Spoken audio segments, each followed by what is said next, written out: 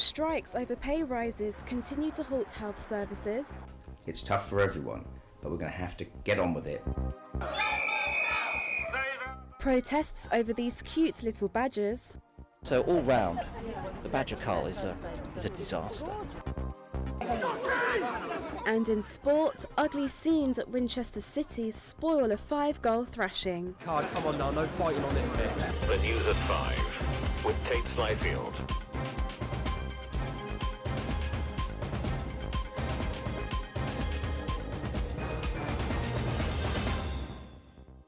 Hello and welcome to Winchester News Online. But first we go to the protest in Missouri, which followed the decision not to prosecute a white policeman over the shooting of a black teenager. Angry crowds are protesting after Darren Wilson killed Michael Brown in August. Earlier we spoke to our sister college, Eastern Illinois. Brittany Borthwick from WEIU TV has the latest. How do you think the police have handled the situation? I believe that is how the police handled the situation and are handling the riots in the Ferguson area are the core of the divide we're seeing right now. There is some community members that think the police aren't handling it correctly, and there's other community members that believe they're handling it right. I can tell you it's not my decision to make whether they're handling it correctly or not, but I can tell you how they are handling it. As of Monday night, there was a police presence. The National Guard in St. Louis was on standby. I know they weren't called in, but there was tear gas. There was businesses burnt to a crisp. I know police continue to use tear gas. They increased their police presence.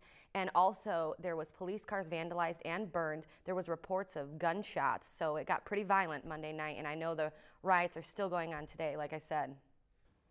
Could this problem happen in other American cities? That it's happening already in places like Chicago, New York, Champaign, other places in Illinois, and here in the U.S. And yeah, I think we're going to see more, hopefully, peaceful protests, but we're already seeing more reaction to this, and I think we will see more across the U.S. How will the U.S. government respond to this amount of violence? I don't know. I think it's going to be tough for the police community and the residents near the Ferguson area to be on the same page. There's been a huge divide, like I said. I think it's going to take a lot of voices of officials and a lot of voices of residents to encourage peaceful protesting. And if people do want their voice heard and to take a stand on this matter, as everyone has an opinion on this, I think it should be in an equally divided way. And I believe that we should encourage peaceful protests so we can move forward. How do you think it is affecting the people of Ferguson who aren't rioting? I think it is affecting everybody, whether you're rioting or not, whether you're peacefully protesting or not, whether you're the media, whether you're a viewer at home. I think everyone, like I said, has an opinion on this. And I think, unfortunately, you're going to be on one side or the other. And hopefully, through all of the media attention and hopefully through people that will encourage peace, I think people on the other side that aren't rioting, hopefully they will have a positive impact on this. But I think it is affecting people that aren't rioting and are rioting. We also have footage from James Henderson, a reporter from Northwest Missouri. He gets reaction from a student about the rioting. Ferguson ain't never been like this.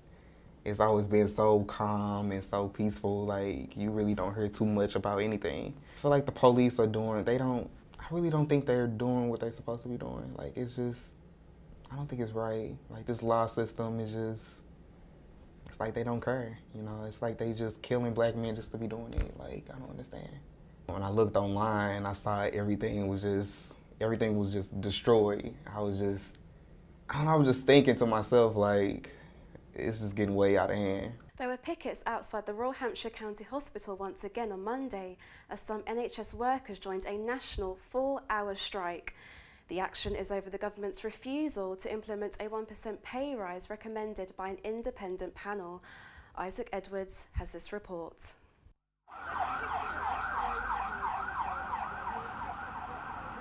It was an all too familiar sight outside Royal Hampshire County Hospital on Monday morning, as disgruntled NHS workers resorted to strike action yet again. Their dispute is with the government, who cancelled a promised 1% pay increase for all NHS staff. Unison Regional Manager Sarah O'Donoghue talked of the impact stagnant pay is having on some NHS members. we know we have members who go to food banks, who are on benefits, because the pay is just not good enough. So they're finding it hard to cope on a personal level in terms of meeting daily living costs, but also they don't feel valued by the employer. Southampton City Councillor Royston Smith defended the government's decision not to award the 1% pay rise to NHS staff. And it is tough. It's tough for everyone, but we're going to have to get on with it, because otherwise we're going to be in all sorts of trouble going forward. And we cannot just keep going on paying people what they would like, and I know that people would like a lot more. We cannot do that because the country has a deficit and a huge debt. Workers themselves disagree, insisting they deserve their 1% pay increase. So that's why we're out here today. Scotland, they got their 1%, Wales, they got their 1%, and England, 0%. With NHS workers here at Hampshire County Hospital striking for the third time in a month, it seems clear that the workers won't give up their 1% pay rise without a fight. Isaac Edwards, Winchester News Online, Winchester. Winchester Prison is experiencing its highest levels of violence for several years, according to the prison's independent monitoring board. In response, the governor is recruiting more staff and security measures. Our crime correspondent, Bracken Stockley, has this exclusive interview with David Rogers. Prisoners who carry out assaults will face harsher punishments as prisons crack down on violence. Government figures show that in England and Wales, assaults on staff have risen by 12% in the last year. Winchester Prison has been described by the Independent Monitoring Board as very much work in progress, and much remains to be done. The admission of young adult offenders has led to a marked increase in violence, and there is said to be an atmosphere of gang culture. But the organisation acknowledged that the prison governor has made substantial progress across many areas. I would say staff are more anxious, clearly, because the assaults against staff nationally is going up, probably going up at a level that I haven't seen for a very long time. Does that cause me concern? Yes, it does. We have seen a significant rise in violence against staff in the last year, unfortunately, so we're doing a number of things to try and counter that.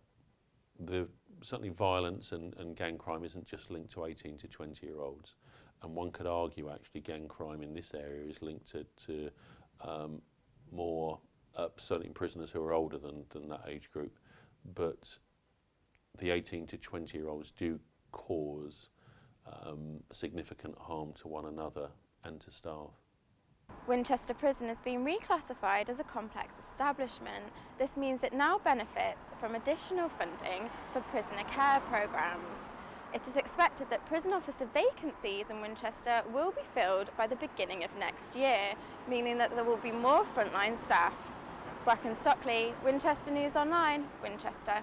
Winchester was at the centre of a national campaign against badger culling this weekend. The protest was the 27th of its kind and was the first one that BBC wildlife expert Chris Packham attended. Megan Fisher has more. Save our badgers! Hundreds of campaigners stormed Winchester this weekend as part of a national wildlife protest. This is the second year of badger culls in a 4-year project set out by the Environment Secretary. Campaigners have gathered with picket signs, badger costumes and leaflets to raise awareness against badger culling. Protesters question the need for the culls and their humaneness. So all round, the badger cull is a disaster. And to cause suffering, needless suffering, is abhorrent, which is beyond the pale, isn't it? This cull's still taking place. It's equally as invalid now as it was 6 months, as it was a year ago. Badger Trust CEO shared his concerns about how the cull was being carried out. The shooting process that they've gone forward with is very cruel and very ineffective. So we're telling the government that there is no justification for going on with this policy. It must stop now. Protesters felt strongly about the badger culls. I think it's an absolute disgrace and atrocity. It should never have started, it should never carry on. Innocent badgers are being killed and blamed for something that they cannot prove they are responsible for, which is bovine TB. DEFRA told WINOL, England has the highest incidence of bovine TB in Europe, and this is threatening the future of our beef and dairy. doing nothing is not an option. Campaigners will continue to lobby MPs before the general election, with the next march in Birmingham in 2015. Megan Fisher, Winchester News Online. Winchester News Online has won yet another award in the latest BJTC honours. We have won Newsday of the Year for the third time in a row. The prestigious award ceremony was hosted by Birmingham City University, and our producer Nicole Collis picked up the fantastic award. 2 men have been arrested after a tobacco factory was discovered in an industrial unit in Bishop's Waltham. Up to £300,000 worth of hand-rolling tobacco and processing machinery was recovered by custom officers. Investigations are still underway at the scene of last week's gas explosion in Shirley, Southampton. One house was completely destroyed and another severely damaged in the blast. A father and his 4-year-old daughter were pulled alive from the rubble. Meanwhile, a petition asking for a fixed tunnel link between the Isle of Wight and the UK has been granted by the government. The petition comes after years of controversy getting on and off the island, with traffic issues, expensive ticket prices and a recent accident on the Wight Link ferry in July. Josh Behrens has this report. On Friday, the Isle of Wight County Press published a poll asking islanders their opinion on a bridge or tunnel connecting them to the mainland. An idea that has been debated for generations, which for the first time saw a majority of residents favourable to the plan. In an interview with the Daily Echo, Chancellor George Osborne pledged to support a possible fixed link, but only if it is wanted by the islanders. Supporters of the project argue that there is growing public demand to cut travel times across the Solent. It's a football that's been kicked around quite a while over the island, but it's gained momentum because the ferry companies don't seem to be listening to the locals. It's the gift of time, a phrase I've heard used. Let me give you an example. This time of year I go on the Argos website to buy things for Christmas, okay? And it will say in stock at your nearest Argos, which is Gosport, across a load of water that will take me 2 ferry journeys, and it will take at least an hour and a half. 4.2 miles, an hour and a half is probably one of the slowest journeys in Europe. The Put campaign stayed here with assurances from the Isle of Wight Conservative MP, Andrew Turner. Now, if enough residents are interested, a referendum on the subject could take place. Opponents of the link, such as Councillor Henshaw, are concerned that the benefits of such a scheme are overstated for the islanders. Quite often the benefits have been overstated just to get the thing built, and then what's happened after that, the problems have surfaced. An online survey will be launched next year to confirm residents' views in anticipation of a possible future referendum. Josh Behrens, Winchester News Online. Winchester's one-way driving system is now out of date, according to a former highway and transport engineer. The council has accepted new plans to review the driving system after residents and local councillors identified its problems. Laura Harding has more. Unfit for the 21st century.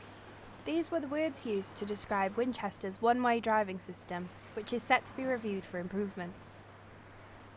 The system has come under fire for contributing to air pollution and congestion within the city centre, as cars have to take longer routes around the city when they could be driving straight through it.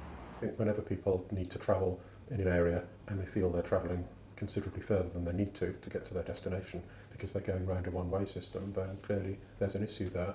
So I think there are probably quite a few people who would rather Friarsgate and possibly North Walls went back to being two-way. Mike Slynn is a resident of 33 years who recently spoke at a town forum regarding the situation and how it could be improved.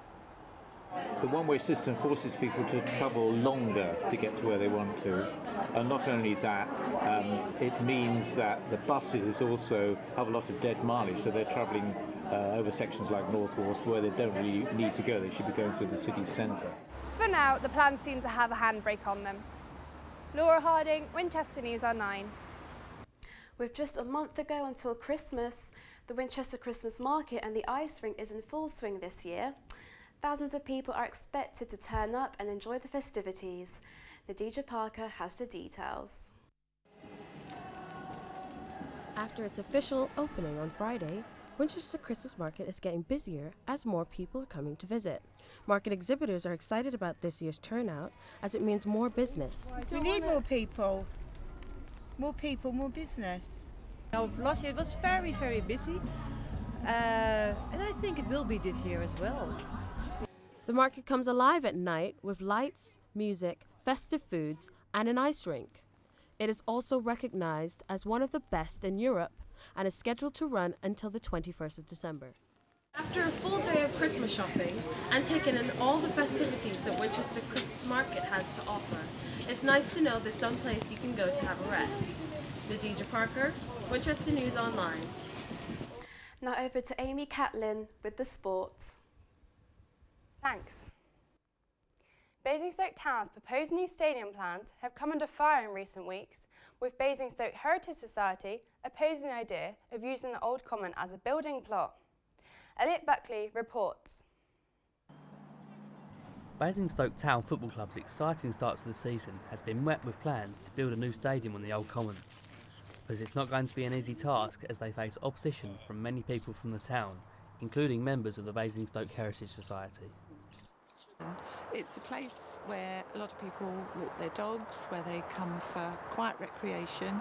Although we've got the War Memorial Park across the way, that's a very busy park, full up with children and families.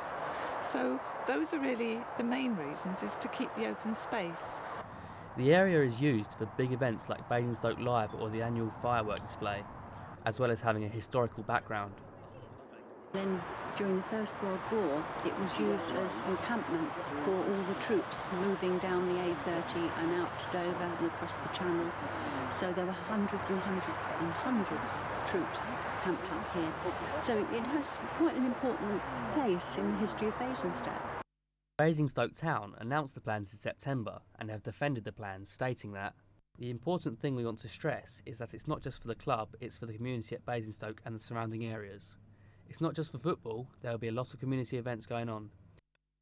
I can understand where they're coming from, but at the end of the day, it's about the community, not one or two people. The community has had the opportunity to talk about it and vote on it and get their views in. Board meetings are undergoing with an announcement set to be made before 2015. So it seems that Basingstoke Heritage Society are confident that they can oppose these plans to build this new stadium, but only time will tell whether that is successful or not. Elliot Buckley, Winchester News Online, Basingstoke. There was a 5-goal thriller at the Denplan City ground as Winchester City took on Fawley AFC. Manager Paul Masters seems to have found his feet at the club as the free-scoring citizens have soared up the division table.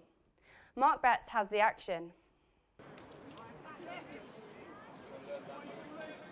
Winchester pushed hard from the start and were rewarded for their early dominance when Warren Bentley bundled the ball home early on. Just 7 minutes later, Bentley then doubled his tally and the home side's lead. His outstretched leg met Adam Roberts' well-timed cross to put early daylight between the two sides.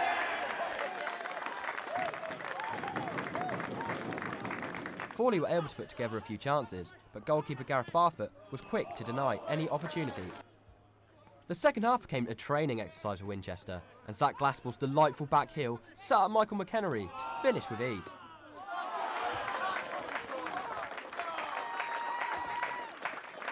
Glaspell's fine footwork would not look out of place in the Premier League. Chris Mason's left foot volley wasn't dealt with by the Fawley keeper, Benjamin Bolt, who managed to get a hand to the dipping shot, but really should have done a lot better.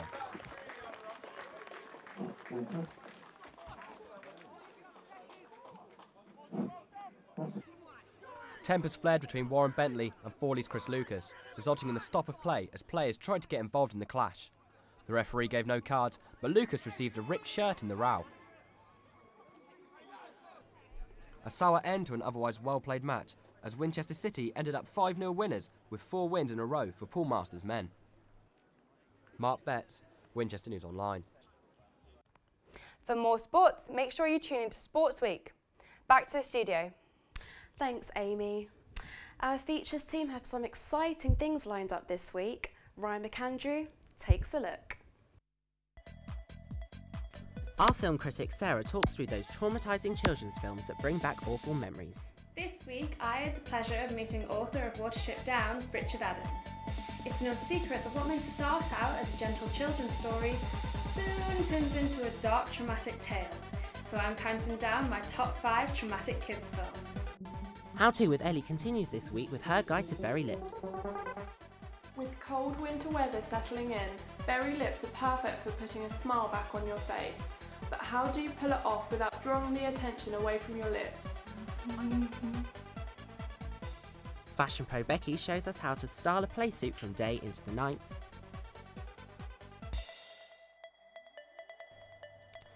And finally, the wine festival is in town this week.